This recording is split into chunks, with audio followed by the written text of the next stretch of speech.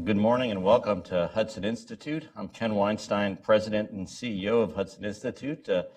Delighted to see so many folks here relatively bright and early for our discussion of politics in the UK. And this is the first event that Hudson Institute and the Henry Jackson Society are doing in an important new partnership that's going to look at U.S.-UK relations, U.S.-UK-EU relations going forward. And this is the first of what we hope will be many events here in Washington, some hopefully in New York, and many hopefully in London as well. So, and it's with great pleasure that I get to introduce my old friend Alan Mendoza, who's the Executive Director of the Henry Jackson Society. Alan is known in London as and here in Washington and around the world as an insightful analyst on UK politics, on global affairs, and someone who in a very short period of time has built a remarkably influential British institution, and I call the Henry Jackson Society an institution because of its very big presence in London, well known in Westminster and to the British press. Alan did both his undergraduate work and his PhD at Cambridge. He's a fellow of the Royal Society of Arts. And Alan and I were just together in Paris a few weeks ago for a very interesting Franco-German workshop at the French Foreign Ministry, which gave us some interesting insights into challenges that are being faced on the continent. But I think those of us here in Washington are particularly puzzled by the current state of British politics and British affairs, and hoping that you could shed some light for us on developments in your home country. As we look at UK politics, I think there's a sense here in Washington that people are at first bewildered, since we look to our elder brethren and elder sisters in the UK as a model of many different arenas, and as well as when it comes to global affairs. And there seems to be almost a mood of downright despair when looking at the direction of the UK today. And let me just first start this conversation by asking you if that's a fair assessment. How do you see things? Well, Ken, firstly, thank you for inviting me. It's a great pleasure to be here in Washington, particularly on such a beautiful November day. You come sort of expecting to freeze, and it's delightfully pleasant out there. So you've even arranged the weather, which is marvelous. And indeed to inaugurate this sort of series of programming that we're doing together. Now, the UK in sort of crisis, it's interesting you look at it from that way, because living within it, we're so sort of buffeted by sort of every week something new happening. We no longer think of it as a crisis. There's normality for us in terms of the unusualness of what's happened. And I think you can date the current turmoil to the recent general election. Up until that point, there was turmoil in the sense that obviously the Brexit vote had happened. We were going into uncharted territory there, but we did have a government that appeared to be in control of a process and was driving it forward. And now, I think the difference we have now is that given the inconclusive result of that election, the fact that the government lost its majority essentially and is governing with a coalition, the fact that the opposition has, as we like to say, its tail up in terms of the sort of progress it feels it's making, it means that every little thing in British politics becomes a major incident. So to give you a couple of examples of the last few weeks, we've had a cabinet minister resign, having been essentially hounded out of office for a series of meetings in Israel, which he didn't declare. And you had the foreign secretary, who of course was here recently as well, having been widely condemned for comments on an Iranian Brit who's been detained in Iran, but he had said something unwise, perhaps, that they had used as an excuse to increase her jail sentence. So these became major incidents because when the government has no majority, anything becomes a major incident in terms of political instability. And of course, we've had the political sex scandals in London as well, which caused the Defence Secretary to resign. There are many other members of Parliament under conditions. So is this sort of sense of crisis on the one hand, it's there, and there's also a sense of uncertainty about what the governmental agenda will be going forwards. and people are just looking for the next essentially crisis. They're looking for the next thing that will turn into a big issue, and we'll be talking about that. So I think what is the thing that could most change this if the government can put forward a clear agenda as to what it intends to do. And I know it's been difficult, obviously, given you went into an election thinking you were going to win. Remember, the polls at the start suggested there was going to be a landslide victory for the Conservative Party. It's difficult, I think, to come back from that psychologically, but the truth is the party is in there for 5 years, if it wants to be. It needs to develop a programme of government. The first opportunity I would encourage people to watch is, of course, the budget, which is coming up next week. This will be the opportunity for the government to restore some sense of control over the process rather than events controlling the process. Thank God things are so different here in Washington. Of course. I can see we are united, aren't we, in this way? Exactly. No. But let me ask you about the internal divide in the Tory party, which is, we're reading about this battle between Hammond and the Foreign Secretary and Mr. Gove. Can you shed some light for us on what the deeper are these simply? Is this what lies behind these personality clashes, and what does it mean for the future of the government in terms of trying to get the agenda back on track? Well, and there are two things that are going on here. The first is there remains a philosophical debate about Brexit, and that can be divided into sort of three different camps, I think, within the Conservative Party. The first camp is the camp who say Brexit means Brexit. It's going to be come what may, and they're the people who are currently, for example, pushing for a legal change whereby Brexit, the date of Brexit or Brexit happening, will be enshrined in law, essentially, to prevent any backsliding. And that's what you've seen this week, a mini crisis about that, because you've got 15 Tory MPs who apparently will not support that, and with a governmental majority that is under 15, you can do the mathematics on that and work out what that means. And so there is this divide on philosophicals. The first set are the Brexit come what may. The second set are Brexit, yes, but we need to be tied to the European Union part of it. Okay, so it's going to be very soft Brexit. If we have to go, that's what it should be. And the last set are people who are still not reconciled to Brexit within the party. These 15 comprise, doesn't seem a lot, but there are probably a few more as well who are towing the line simply for political purposes, but who would happily support this position as well. So there is an internal divide in the party. Now, when you consider that across the other parties you've also got similar divides, it becomes curious as to where the government kind of puts its line, what it wants to put forward on this basis. Too much down one camp means that other people rebel on that. Now, it is true that in the Labour Party there are people who would support a governmental move towards Brexit, means Brexit regardless, but everyone's a bit uncertain about what that means mathematically. And when you have a situation where you've got divides crossing party lines, it means that everyone's got to be very cognizant of where individual members of Parliament stand when it comes to votes. I think what's interesting about this Parliament, just as an aside, is that it's the first time in a long time that what individual parliamentarians do is mattering. And this is actually very similar. It's becoming increasingly similar to the US Congress. Here, your legislators have a lot of power, obviously, given the nature of your system. In the UK, historically, the executive, being the government, controls everything normally in the House of Commons, but things are breaking down on that. When you have no majority, things are breaking down. When you've got strong issues like Brexit, where people really feel that they can push an item regardless of what the party leadership thinks, that's also a problem. And there's been a breakdown, if you like, of discipline as well. So the notion we've historically had very strong whips, but part of this sex scandal issue has been that the whips knew of misdeeds and misdoing for a long time and didn't sat on it to use basically to blackmail members to do what they wanted.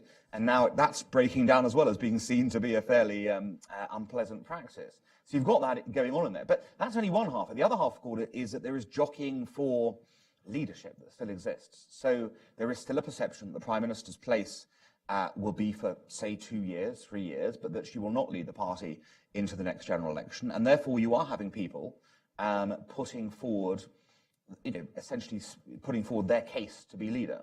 Now, part of that will be tied to what their vision of, say, Brexit is, but part of it is also about trying to get into the public eye and to be seen to be the major players within the British political system. So the Hammond, Gove, Johnson spat is as much about who might be leader next, who might I say, because the Prime Minister may go nowhere, of course, versus a real ideological divide here. And no one, you're saying 2 to 3 years, so no one wants to push the government to a vote of no confidence anytime before. Absolutely not. And this is an important point, because you would have thought that the Prime Minister would have gone after the result, and indeed there was a lot of talk about that, of course. But I think that the point was, firstly, the idea of having a leadership contest within this very contested 2-year period of Brexit negotiations, it has caused everyone to take a step back. But secondly, because there is really no consensus within the party about who would be the next leader, it would be quite a bloody battle, I think. And I don't think anyone particularly wants to do that. The third part being when what they would own essentially is a very difficult Brexit negotiation. So I think that sort of has checked people's ambitions for now. But at the same time, if people are pushed too much by other members of the cabinet, you may see a challenge just emerge. Mm-hmm. It's been notable, for example, that until this minister resigned, this cabinet secretary resigned last week, that there had been really no resignations or no people being forced out of cabinet, even though people had done things that in normal times would have been stamped upon by the leadership. So there's been this conscious desire not to press people too much in case they turn into, discontents on the backbenches. Very interesting. Well, let's turn to the Labour Party, and I guess a much easier subject. Exactly. No, it's also an area of some bewilderment here in the United States. Here you have a genuine socialist, Jeremy Corbyn, surrounded by atrocities by outright anti-Semites who came so close to being elected prime minister that you would have thought that was a national wake-up call, and but things haven't changed. His popularity continues to remain relatively strong. Where do you see Labour heading? Where do you see Corbyn heading? This is one of the curiosities of British politics today. I mean, here you have a situation where somebody who was regarded, even by his own colleagues, as essentially a joke as a leader, he was expected to be a disaster, turned into someone who got 40% of the public vote in the election. Now, it is true that he didn't come close to being prime minister. If you look at the electoral arithmetic, he was a long way away. But 40% is a significant total. I mean, we're talking Blair levels of support for the Labour Party in that kind of way. And not Michael Foot, which is what we all thought here. Look, the Labour Party themselves thought that. Look, Corbyn's genius has been essentially to be himself. His genius has been simply to be himself at a time when people out there crave authenticity in politics and don't like sort of the machine politicians in this way. They've gone, this man believes in something, even if I don't understand it or believe in it myself, I'm going to give him support because he looks like he believes in something. The second part of this is that some of the things that he believes in are genuinely popular. So when he talks, for example, about the financial crisis having led to inequality, having led to an issue of sort of social justice being undone, he's probably not wrong about that. There have been inequalities. We've seen all the repercussions in our society, in the UK, your society here, how that plays out. It's part of the reason why Donald Trump won your election as well. So he's tapped into a rich sort of vein of ideas, and the things he's pushing for, ending austerity, looking at supporting public services more, hit the mood of the times. Mm-hmm. So he has tapped into some popular moments. Now, what is interesting is that people have ignored some of the less sort of friendly versions of his policies. So, it's extraordinary. The Labour Party conference, the Shadow Chancellor say to people there that Labour is preparing for a run on the pound were they to be elected in government. So they've essentially acknowledged that there's no confidence in their economic policies and that they will deal with this, but it doesn't matter because we'll do all these other good things. Mm-hmm. So it doesn't quite add up in terms of people's perceptions of the good, and the bad. And of course, they're also ignoring, unfortunately, his foreign policy views and his views on things like extremism, as well as, as you mentioned, the crisis of antisemitism within the party, which shows no signs of abating. It's, a weekly event now. You were discovering Labour candidates in various places who are anti-Semites, who are publicly saying things that you just wouldn't believe could be said in British politics in 2017.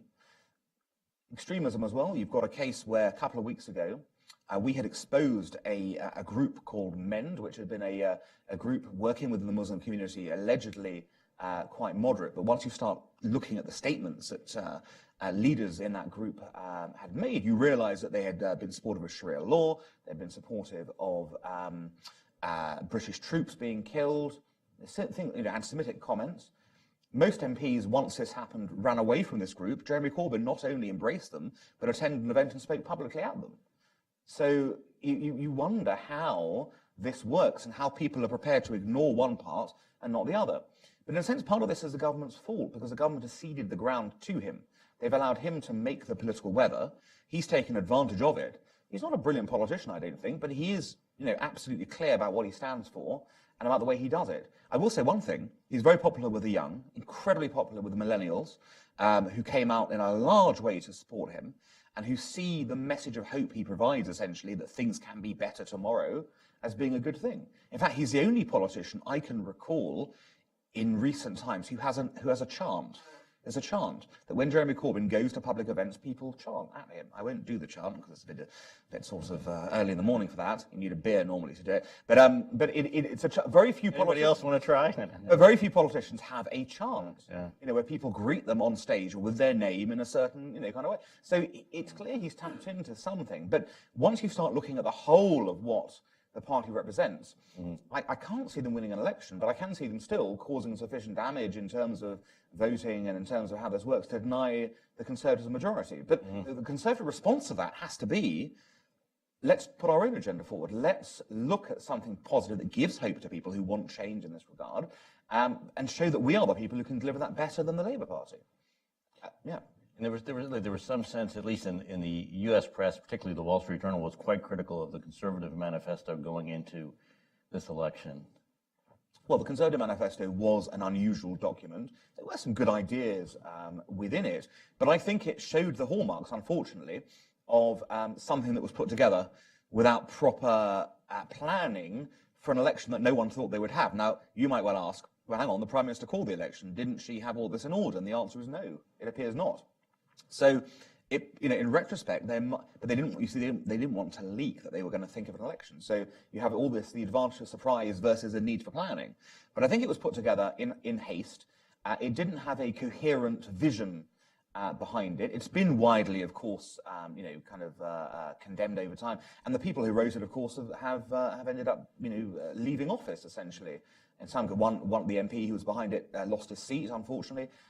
You also had the case, obviously, of the chiefs of staff having to leave. So the people who put it together, I think, recognised what had happened. And let's put it this way, they wouldn't put such a document together again in another election. But I think if you look at that election, almost everything that could have gone wrong did go wrong for the Conservative Party, which gives, I suppose, some hope that that wouldn't happen again for the Conservatives in another election. You have to have a particular confluence of events to have everything go wrong. We know that sentiment for some people in this country as well. Well, they can do. I mean, a lot. Look, as you know, look at your election here. A lot of this is part of it is the person who wins, but part of it is the person who loses. Yeah, exactly. Let me ask you one quick question about the future of Blairism. Does it have a future within the Labour Party? Then let's talk about Brexit, and then we'll open it up to questions. Well, that's an interesting question, because there probably is a future for Blairism, but whether it is in the Labour Party or not is another matter. I think what people have to understand is that what's happened to the Labour Party is that because of an obscure rule change back in 2014, where they allowed anyone to join for £3, basically, which is a tiny amount if you can think about it, that meant that the nature of the Labour Party changed. People coming in were far more left-wing than the people who'd been members for the previous decade or 2 decades.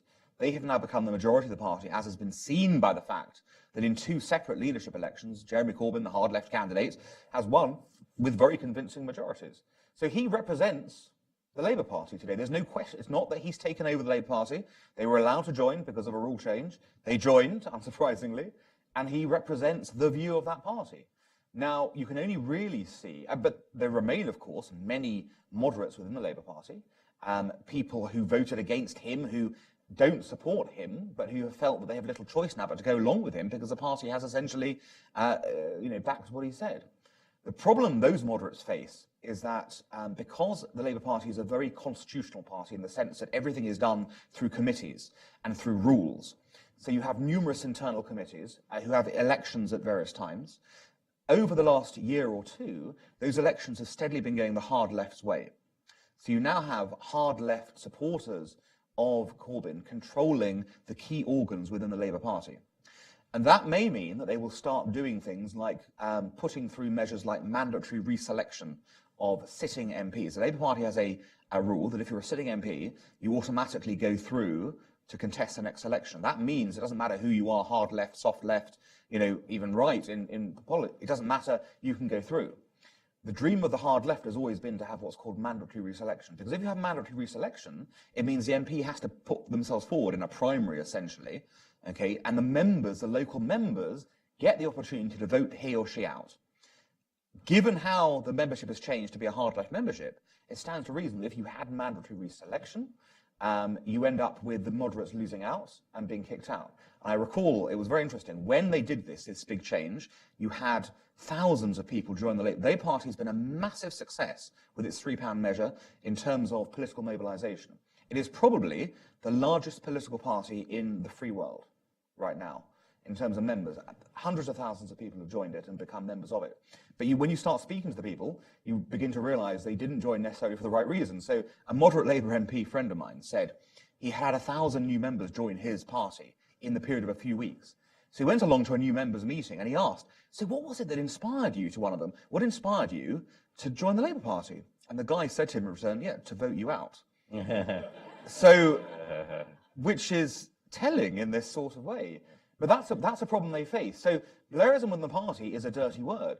Blairism outside the party, in terms of what it represents, could still have a future. But one of the other strange paradigms of British politics is that there is no middle ground in British politics at the moment politically, because the historic third party, the Liberal Democrats, have been, kind of kicked into non-existence, essentially. They have, under 10 MPs. They are not seen as a serious force in policy making. So the idea that another group could take this at the moment is very difficult. Blair himself still exists, but his pronouncements are taken more seriously outside the UK than in the UK for various reasons. But at some point, the question has to be whether moderates in the Labour Party stay within that party if things continue on their current trajectory, or if they do what they did in the early 1980s and form a new social democratic Blairite party. The problem they face is, history shows you that doesn't work. So what do you do? Interesting. Now, Blair, former Prime Minister, his pronouncements, he has spoken out against Brexit. It's been quite interesting to see. And given the fact that the vote was so close at the referendum, one would have thought there would have been a greater groundswell around the ideas that he's enunciated. Wanted to get your sense of where you think Brexit is heading. Is it definitely happening? Is there growing skepticism towards it? Yeah. So all these questions are ones we debate daily in the UK right now. So Brexit is happening in the sense that we are engaged in a process of negotiation with the European Union to carry it out. So we have if you like, a legalistic constitutional process which is going on and which, to be frank, is not making much progress right now because the Europeans and our negotiators are having all kinds of fun and games on things like the divorce bill, before we even get to some of the practicalities of what Brexit looks like. Now, we've been promised at numerous occasions there'll be progress this month, progress next month. Well, it's mid-November already. We are now down to a year and a bit, aren't we, in terms of the timings? No progress happening here. So at some point, on that constitutional legal point, we're going to have to get real about what's going on and either start saying we're preparing for a no-deal Brexit because there's just not enough progress to get us to the point in time where we can have a deal, in which case we have to do a whole host of things. And by the way, that, of course, may provoke the Europeans into negotiating seriously. Or we end up with concessions from Britain. And it will be British concessions if we want to progress those lines. So a large divorce bill matters in that way to get to a place where we can have a negotiated deal. Now, I think both of those are politically difficult, and both those will call into question whether Brexit will actually happen. I think it's notable, you mentioned that we'd attended a European conference. I thought it was fascinating the number of Europeans who came up to me and you and we were together saying, we don't think Brexit's going to happen. In fact, we're betting on it not happening. And in fact, part of the reason that we are being so tough in negotiations is to make sure that Brexit doesn't happen as well. And you can see their line of thought. You can see what they're thinking. They're thinking, let's go into the negotiations in a tough way. We'll make it so unpalatable for the Brits to leave that when they actually realise what the end deal looks like, they will hold up their hands in horror and say, we can't do this, we're going to go back. And do the usual European Union thing of, we'll vote again and it'll be all right in that kind of regard. Now, the funny thing is, although 6 months ago I wouldn't have thought this strategy could work, I'm beginning to think that there is a possibility that strategy might work, because the Brexit vote was a conceptual vote. It was a vote where people were asked, look, do you want to stay in or go out? They weren't particularly pressed on what out would look like. They weren't given a sense of, this is what out looks like, this is what you're actually voting for. In my mind, therefore, there's going to be a moment when we actually understand what out will look like. And at that point, there may be a reaction from people saying, well, that's not what I wanted. I didn't want this, I wanted that. And at that will be the interesting point of potential departure. So I reckon we're probably a year away from that right now. I think at the moment it proceeds. People are, concede to that. The question then comes, are they prepared to buy the end deal? And that is a moment of maximum peril, if you like, for Brexit at that moment, whether people are prepared to actually carry through with the convictions that were shown in the referendum, or whether they will turn their hands in a different direction. Now, it could be the House of Commons rebels, essentially, and decides it's going to take the responsibility of not going out, or of changing the period, or we may have an indefinite transition period, which would mean we stay in the EU essentially, without any power, but we stay there forever in that kind of way. But that becomes a possibility then. Now, I don't think the Conservative Party can deliver that. I think the Conservative Party will not go down that path. It will try and push for Brexit because it wants to represent the 52% who voted out. And of course, you say it was a close vote. It was a close vote, but nobody really who voted for the EU on the Remain side did it out of love and out of a great sense of conviction. A lot of people there have made their minds up that Brexit is not such a bad thing. And again, it will depend on that end deal as to whether they will change their minds on that. So maybe you've probably got maybe 60 to 65, even 70% of people going, we're heading in this direction, it's fine. But the balance could shift if, in a year's time, it looks like either there's a no deal happening or a bad deal happening. And the tougher the EU desires are, that 70% number, that number, you would think it would go up in some ways. Is that the frustration with Brussels? Yeah. There is that sense, of course, that whenever Juncker opens his mouth, that's another percent for people who want to leave. Whenever you see the chaos of the European Union in action, people go, what are we still doing here? We need to just get out of here. It is true that the European tactic could backfire, but I think that there's that balance. It is, at what point do people go, either out of sheer bloody mindedness, we're just going to leave regardless of the deal, or do they go, there is a bad deal here, we need to rethink this? I don't know the answer to that, because it's dangerous to make predictions even a week in politics at the moment, let alone a year's time. And we've seen the political breakdowns I mentioned being problematic within this. So I think we have to understand a little bit better what the deal is before we understand also how people will react to that. Very insightful. I could go on, I could talk all day and sit back and listen. This has been absolutely fascinating. Let's open it up to questions from the audience. Please keep your questions brief and identify yourself and the organization you're with. Thank you. Yes, sir. Who is Henry Jackson? Oh, well, it's a great question. Americans will recognize the name. It's Henry Scoop Jackson, the former Democratic senator from Washington State. So that should give a little sense. You may wonder, why is there a British organization named after him, right? Is the thing. So when we were conceiving the idea of what we were doing sort of 10, 15 years ago, it was at the time of the Iraq War, when there were questions being raised, obviously, about the nature of what foreign and security policy should be in Britain, what it should be in the US, and what were the values that underpinned that. And there was also, if you recall, a tremendous antipathy to Americans. If any of you were traveling to Europe at the time, you'll remember the reaction Americans had in various places because of the Iraq War. So we felt it would be an interesting and useful endeavor to find an American political figure who may not be the most famous person, but actually marry together some of the themes that we wanted to promote in our transatlantic working. So, for example, if you look at Jackson's career, here was someone who was an ardent, if you like, strategic Cold Warrior, someone who understood the importance of a strong defense, who understood the need for the US to lead in international politics, to bring a coalition of allies together with that, and to face down the Soviet Union, because he accepted that this was a major security threat at the time. So he was obviously a big supporter of military growth and the need to block the Soviets in that respect. But he understood something crucial as well, which is as true today as it was then, which is that the Soviets actually posed a moral threat as much as a strategic threat to our system. If you look at the communist system, it was designed to be exactly the opposite of whatever we were doing. So all the freedoms we held as dear and as true, they did not. human rights were, a bythought for them, and indeed they were a persecutor of people rather than an empowerer of them in that way. Their economic system was entirely different to ours in terms of how this wanted, but crucially, they wanted their system to dominate. It was an expansionist ideology that wished to overtake what we were doing and replace it there. So what he wanted to make sure was that there was an understanding of the moral dimension. So if you recall in the 1970s, détente was the policy in vogue. The problem with détente is that it normalized the Soviets. It normalized them as partners, and it normalized them as people to do business with. And Jackson's position then was, we can do trade if we must, but we need to tie that to human rights advances, and we need to always remind them they are not morally equivalent to us. And in today's world, there are a host of dictatorships, autocracies, others, who we may want to do trade with, we may want to even partner with in certain cases, but we must never make the mistake of thinking they are moral equivalents of our systems. Because the minute you do that, it's the minute you cede, if you like, the superiority of what we have accomplished as societies and allow them to gain that sort of credibility they shouldn't gain.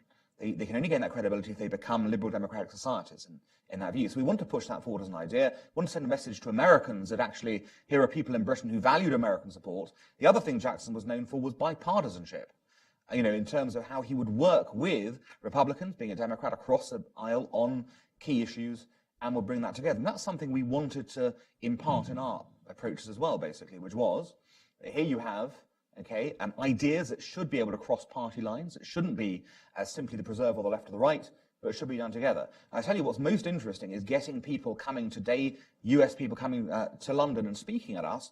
Almost invariably, they start their conversation with, I wish we had more Scoop Jacksons in Washington politics today because it's so divisive today.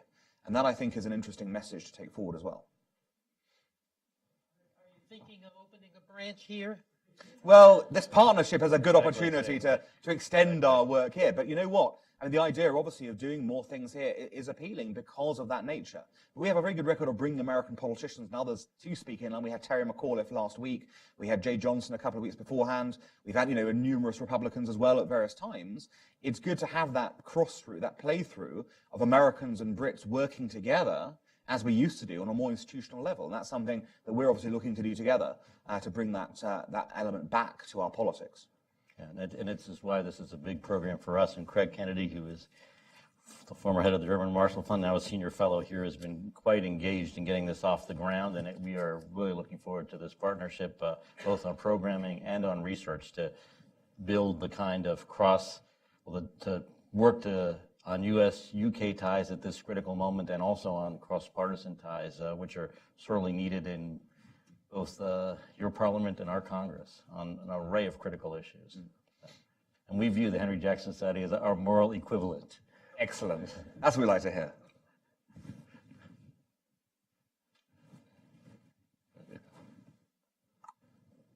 Dr. Mendoza, thank you very much for a very, very interesting insight. My name is Valeria Yegisman. I work currently as an independent consultant. I just moved from London to DC, so I feel like really deeply engaged, and I worry about Britain. So my question is, there are recent concerns that Russia might have interfered into the Brexit referendum as it did into the US election. So do you think if Russia did interfere, do you think it could lead to a second referendum on Brexit? Thank you. Well, look, the notion of Russian interference is rife, of course, across European and US sort of ideas right now. The Russians have been interfering. There's no question about it. In the Brexit case, did they interfere sufficiently to change people's minds? Okay, some of these, these sort of tweet factories and social media armies that go out there, might have had an influence. But I don't think anyone would seriously say that those tip the balance on that. I think in general there are problems of social media in politics today, where people only see the kinds of things that they want to see. The interference, is it going to lead to people thinking that the vote was skewed? I don't think so, because we had numerous polls since then, and I was saying the percentage who want Brexit has increased, not decreased. So it wasn't a sort of aberration at that moment in time. And I don't think actually fundamentally that was what actually tipped the balance. I think the problem that you saw, the issue you saw in the Brexit referendum was one side had a clear message, i.e. things would be better if we left, and the other side, the Remainers, didn't have a good message, which was it's kind of okay now, let's not ruin it. So hope was on the Brexit side. Hope normally wins, elections or referendums, and whether the Russian interference, may have tipped a slight balance, perhaps. But I don't think anyone would seriously say that this would be a major factor. I think what's more interesting, actually, on the Russian front is now the beginnings of investigations into funding, Russian connections of funding into British politics. You've started to see some debate about that and some interest in uncovering some of the ties between various political groups in Britain and Russia. If that becomes more of an issue, that could lead, I think, to a bigger crisis and scandal. And again, you won't see a referendum rerun on that basis, but I think you could see law changes about how issues start to be presented within social media and beyond. I note, for example, that there's a big debate right now here about political ads, who paid for them on social media. It'll be interesting to see if you guys can actually move that debate forward, because if you do that, I suspect that we will do that as well, and that we'll begin to get some transparency in terms of who is actually behind some of the political adverts you see on social media, which of course are not regulated at all compared to what you see on TV and radio. On the purpose. You used the phrase "no deal Brexit." Is that even possible? And what would it look like in terms of, for example, migration or financial relationships or trade? Well, again, that depends on who you talk to about what no deal looks like. So, I mean, the general principle is that if you have no deal, what you do is you say, we're not paying you any money, goodbye with that, so we'll keep our billions, thank you very much. In return, we understand that you will impose tariffs under WTO rules. We get that. That's going to have a impact upon, obviously, some of our industries and what we are doing import and export wise. It doesn't, by the way, mean necessarily we'll have no deal on anything. It may be that on certain, look, if you took this to its ultimate extent, planes wouldn't have landing slots anymore because of the deals that you're getting in terms of the European Commission and that kind of basis. I don't think we're talking necessarily about literally we just walk out with nothing. But it is a good question. That's why, if you're serious about no deal, as some in the government are, you need to start outlining what no deal looks like. What will it actually look like? What does it mean in terms of the trade? What industries will suffer? What will benefit?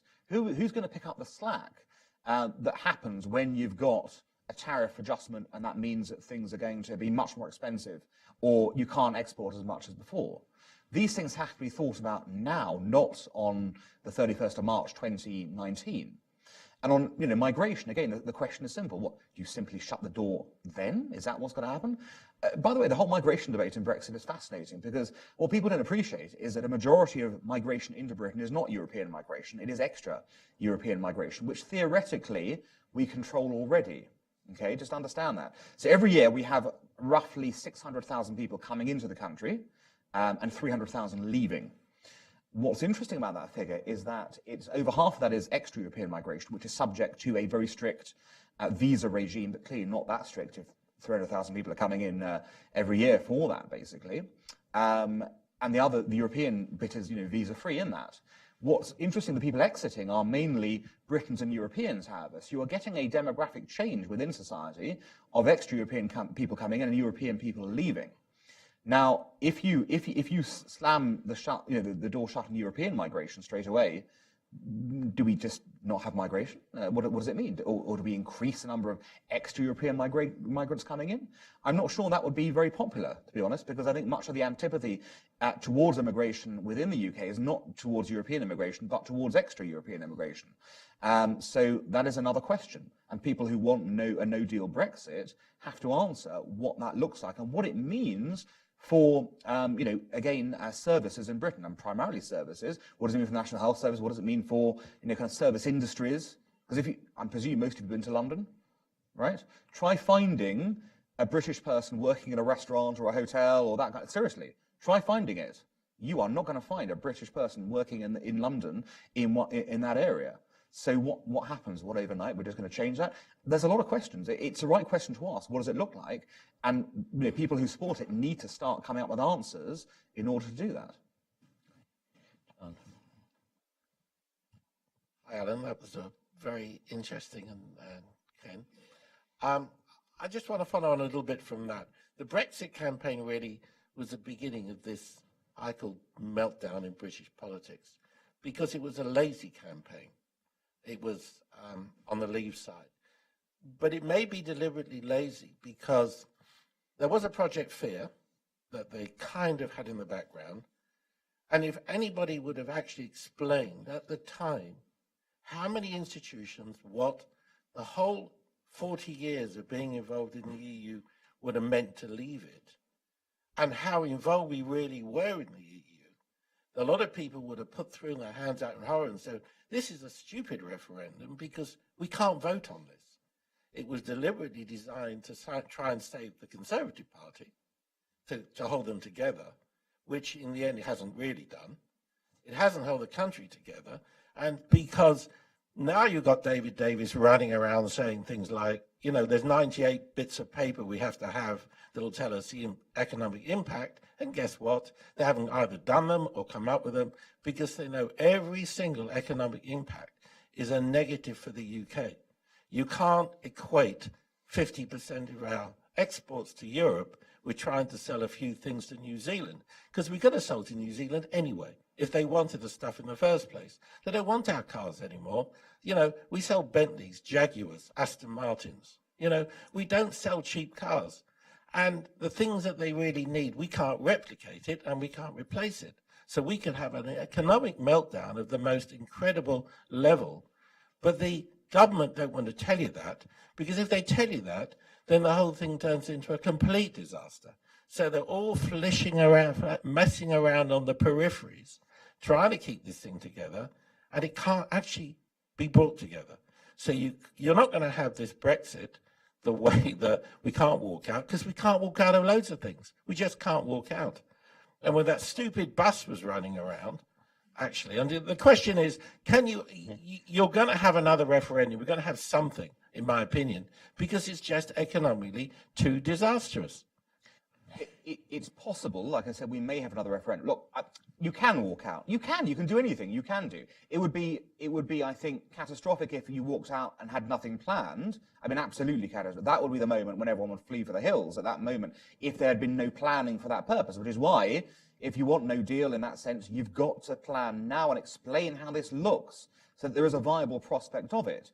I think nobody denies, even the most ardent leavers deny, that there will be an economic hit in the short term for leaving the European Union. And there has to be, because of just the institutional way that we have woven in over 40 years in a trading process in that way. What is more interesting is a longer term view of whether you are tied to a European trading bloc that's ultimately declining as a force internationally, or whether you can do more things independently out there. And that's a debate. It's a debating point. But there is at least a school of thought, and indeed economists who actually look at this, who believe that longer term it is better to be out of the EU. Now, is the price worth it? That's a question people have to look at. But to go back to the point of your question, whether there'll be a second referendum, I go back to what I said earlier about when the contours of the deal or no deal become apparent. At the end of next year, the government is going to face a very interesting choice, because I'm pretty sure the Labour Party will oppose whatever is put down. So you will have a body in Parliament that will say no. The Liberal Democrats will oppose it. The Scottish Nationalists will probably oppose it. So it will require the government to push through Brexit, I think, with a few rebels here and there. If the deal is truly as bad as you suggest, then there may be a school of thought within the Conservative Party that says we cannot own this. We cannot own this ourselves. We have to let the people own it. Just as the Conservative Party could never have done Brexit without the referendum vote. It had to be the people deciding that. Okay. So maybe there will be a second referendum. I say this purely just in conjecture because it looks politically like that could be an option. However, who knows? It'll be difficult, I think, people to argue against a second referendum once a deal is known, because it's something specifically being put down, and people have a say on that. But again, as you know, historically, there's been an antipathy to referenda in Britain for the very reasons that you've suggested, because some issues are very complicated, and to put them to referendum doesn't make sense. But we did it for this, so maybe we'll do it again.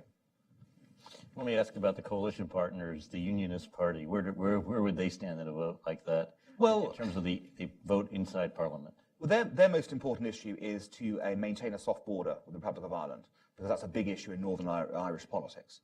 Okay, so as long as any end deal has that, or an element of that that is acceptable to them, they, I think, will support whatever the government pushes through. I mean, they are a Brexit party, but they do want this sort of particular issue locally to be resolved. Now, you have to understand there is a difficulty in this. If you have a soft border with the Republic of Ireland, how do you then have a hard border anywhere else? Because unless you're proposing to have checks between Northern Ireland and the mainland, which the DUP will not want, because that would signify that Northern Ireland really is a foreign part of the UK, how do you stop migrants from coming in?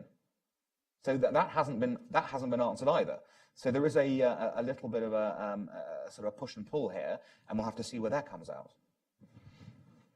Next question, yeah. That's fine. I'm Ken Barry, no affiliation. Staying with the Ireland question for a second and the idea of the soft border, I believe it's true that the Republic of Ireland has 70% of its trade with Great Britain. What about the economic seam that would exist between Northern Ireland and Southern Ireland? Is that also a major concern on the Irish, on the Republic of Ireland side? Yeah, I think the Republic of Ireland is obviously very concerned about how Brexit pans out economically for itself. At the same time, there is a little bit of rivalry in the sense that Dublin is being seen as a potential financial destination for people who may leave the City of London and move there. So there isn't, it's mixed in terms of their outlook on that, and financial services are becoming an increasingly important part of the Irish economy. Again, for the Irish, both for political and economic purposes, it would make sense for them to have as loose a border and as loose a connection with trading terms as possible.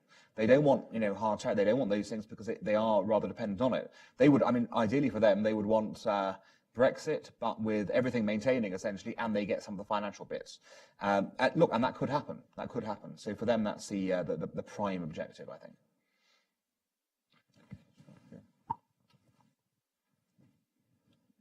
What do you see as Corbyns' future, and what if, God forbid, he made it into number 10 Downing Street? Interesting. I'll probably spend a lot more time in Washington if that's the case. Anyway, look, on a serious note, what's his future? Well, as I said, he's captured the mood of British politics at the moment. The mood of fairness, equality, change, sort of the idea that we must spend more, that sort of issue. If those ideas are prevalent at the time of an election, if the Conservatives do not respond, then there is a chance, as crazy as it may seem, that he might get elected. It's possible. So his future might be to be Prime Minister. However, the next election is scheduled to be in 2022. That's an awfully long time away. Let's imagine the government does make it to 2022. At that point, there'll have been 5 years of this. Political moods will probably have shifted at that point. Does he really have the answers to the pressing questions of the day? No. I mean, his ideology is a rehash of the 1970s. It was put very well, by the way, by one of our papers last week, talking about the anniversary of the Bolsheviks coming to power. Most people looking at that would regard it as a tragedy in terms of what happened over the next 80 years with the murders, the system crushing the life out of people, etc. But for the leadership of the Labour Party today, it is seen as a moment of optimism and hope for humanity that the Bolsheviks took over. Is that really something that in 2022 is going to play out in British politics? I don't know the answer. Now, the issue will be, of course, will he stay leader of the Labour Party? I think the members, as I said, will stay loyal to him. The question is whether moderates leave, what happens internally in that party, or whether they stick it out to a point where he does lose an election, and then they see what happens afterwards. But I think the Labour Party is an existential moment in its history, because it may cease to exist as what it once was, which is a broad-based party of the left, and become increasingly a party of the hard left. We don't know the answer to that. I think we have to look and see how that goes. Were he to become Prime Minister, I think a lot depends on the constellation of how he gets that. Like I said, it is very difficult to imagine him winning a majority because of the electoral arithmetic. Does he therefore have a coalition government? Does that rein him in?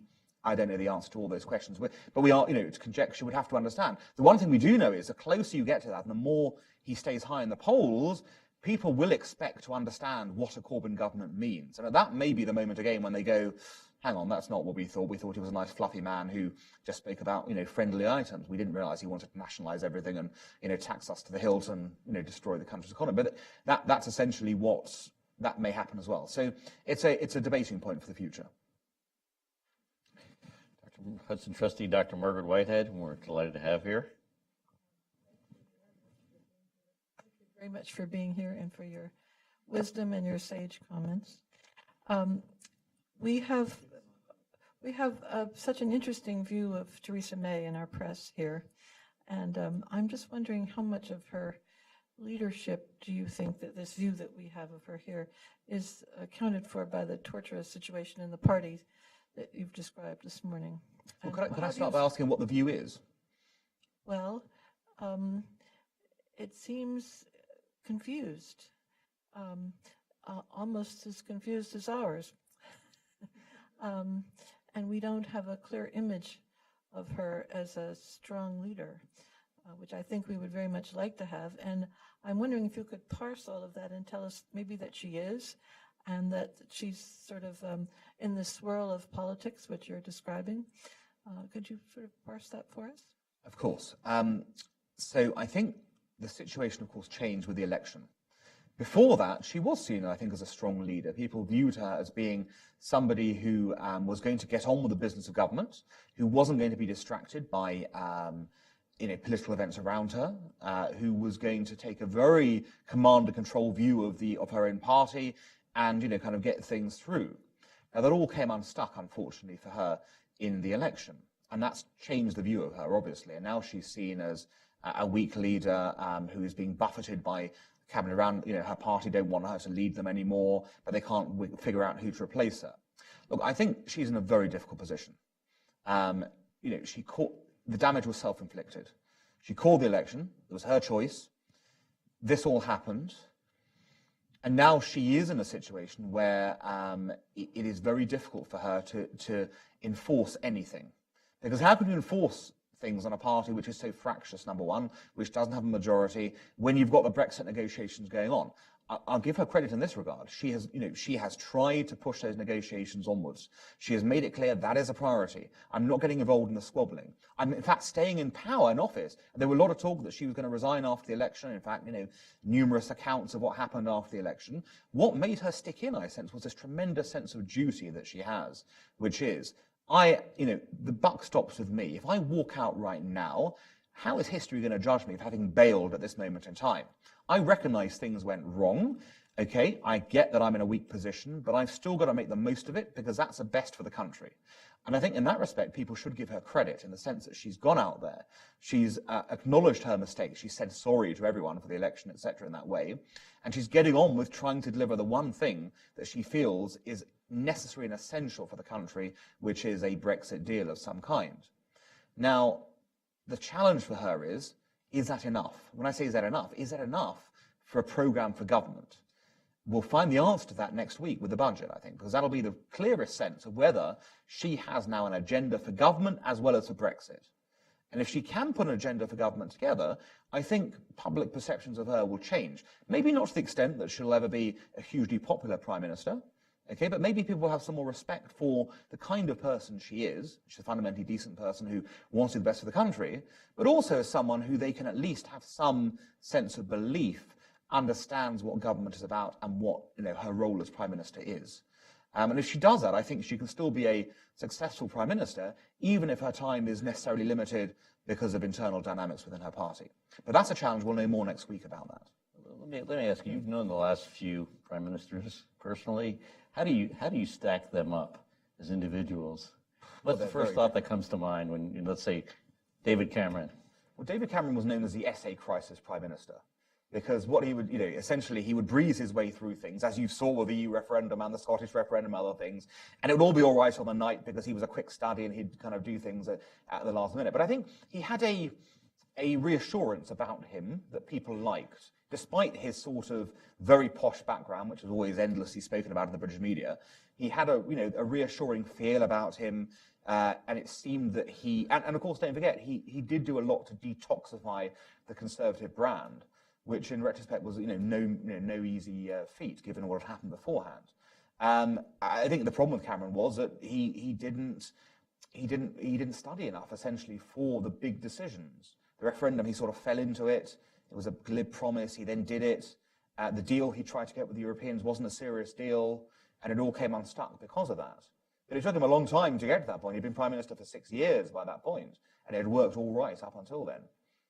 But his style was very much laid back in that way. Gordon Brown, in contrast, as you well know, was a very sort of brooding presence within Number 10. A brilliant man in terms of his sort of understanding of policy, but he couldn't communicate it to people. And so his problem was that he was unable to kind of get all those ideas out there into a framework where people would go, hey, we actually like him. People didn't like Gordon Brown, and that was his sort of problem. And of course, Blair was a consummate salesman who packaged things obviously in such easy to understand terms and seemed to always embody the sunny optimism of politics. I mean, it's worth bearing in mind with Blair. He won the 2005 election with a massive majority still of over 60 seats at a time when he'd been vilified for the Iraq War. That's extraordinary. There was a case for saying that had Blair stood in 2010 and not resigned in 2007, that he would have won that election, or at the very least been the largest party. That says something about the caliber of Blair as a politician, maybe not as a person or as a thinker, but as a politician in that regard. So 4 very different characters who you've seen in that time. Fascinating. I mean, absolutely fascinating. Next question. Yeah, Diana. Diana.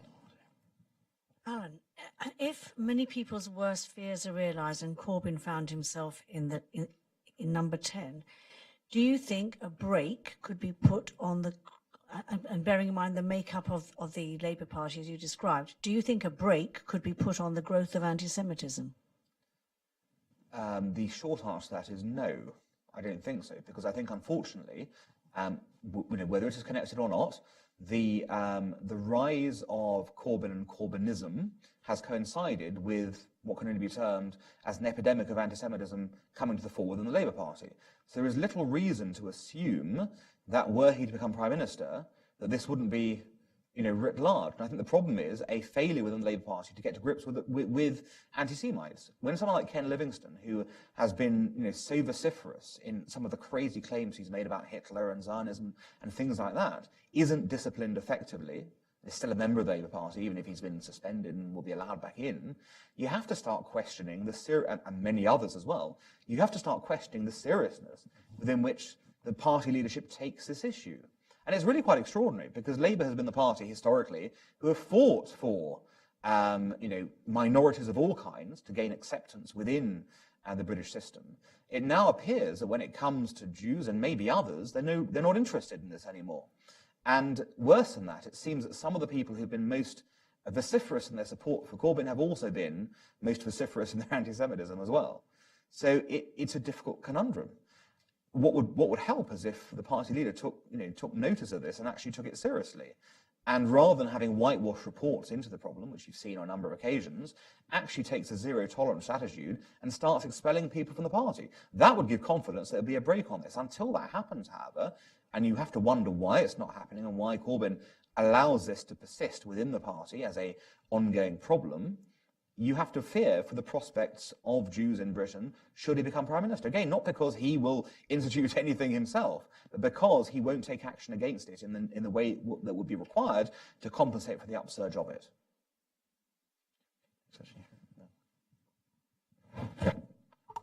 Thank you. Thanks for your presentation. I just wonder if you can give us some description about your political process from local to national, whether that is elected or appointed. My concern is whether the government has maintained good record about a candidate, their profile, or whether the people have a really good information about candidates, and whether the government can give the candidate good debates and a good record and televised or something like that. Sure. Let's ask about your own you ran for Parliament, not in this election, but in the election before, in your own experience of... Well, so look, we live in obviously an advanced Western democracy, so that comes with obviously its own advantages and disadvantages. The advantages are that, of course, you have access to information. So anyone running in an election obviously has access to social media and funding, facilities to do things, to get the message out for what they believe in and what their party believes in. So you have the ability, obviously, to be out there as a public person. You'll be questioned by ordinary people, your constituents, or by local journalists and that sort of thing. And your positions will be clear because they'll be public things. It's no different to here in terms of how our politics works. Now, the system is, of course, a bit different, primarily because our executive and our legislature sit in the same place. So it's not as if you've got the White House and Congress. You've got everything in the House of Commons on that bit. The judiciary is separate, but that's where you have the difference. So historically, that's meant an overmighty executive that can really dominate what happens in the governmental process. And we've seen that as a strength historically because it has meant clear government. You don't have to make compromises because a party is elected and it can put things through in that way.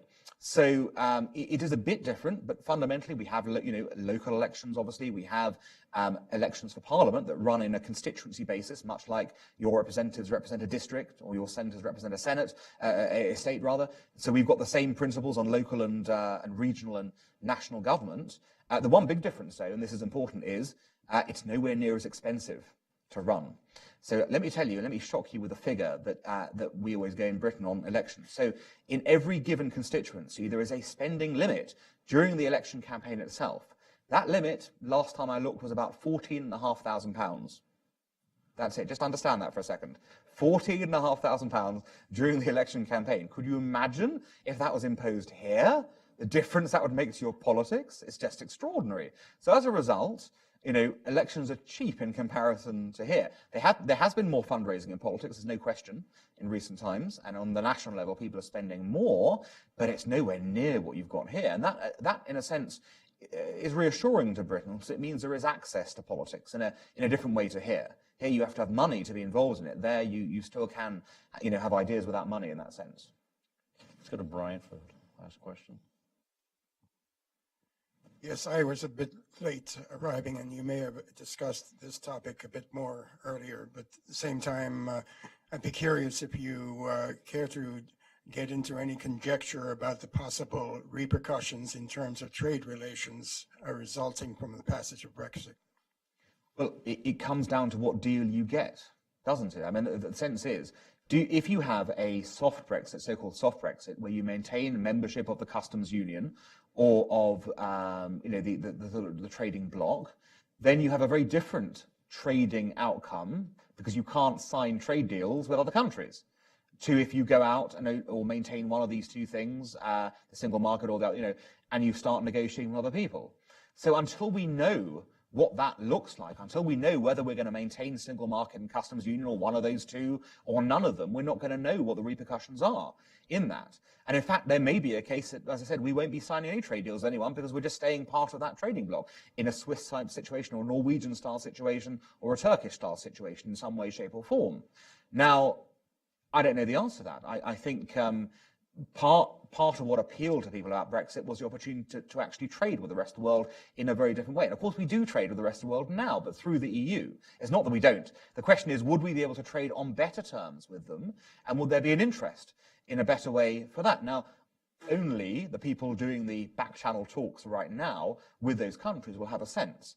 But I will say this, it's been very interesting that Donald Trump has been quite pro the idea of a trade deal. He hasn't said what the terms of that trade deal would be.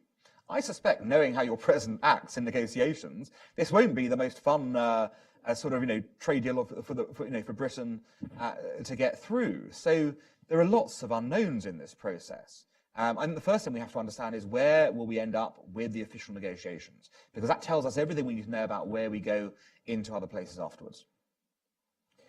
Okay, great. Alan, this has been absolutely fantastic, very enlightening, and a terrific debut to our joint, public debut to the collaboration between Hudson Institute and the Henry Jackson Society. I want to thank you. I want to thank the Hudson Institute events team. I want to thank everyone here. Look forward to doing more of these in the months and years ahead. From everything you say, UK politics are only going to get more, shall we say, interesting going forward. So a lot to talk about and a lot to work on together. So thank you very much. Thank you. That's fantastic.